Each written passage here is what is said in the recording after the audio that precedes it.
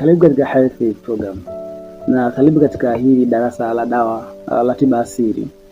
Leo tunaangazia changamoto zile za respiratory tract, mfumo ule wa upumuaji.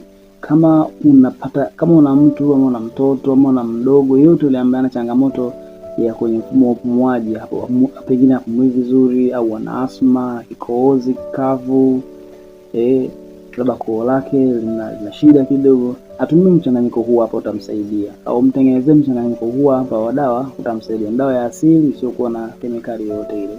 Chukua asali, changanya na kidogo, chukua asali kidogo kwenye kikombe kidogo, changanya na chumvi, changanya na limao, kamulia limao mule kwenye ile asali, kisha koroga.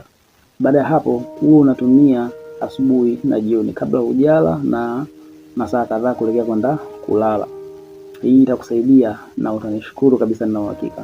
Kama hujaelewa chochote, usisite kuniuliza kupitia namba yangu ya WhatsApp hiyo hapo, au utaingia kwenye comment section utaniuliza na nitakujibu tu mapema. Usijali.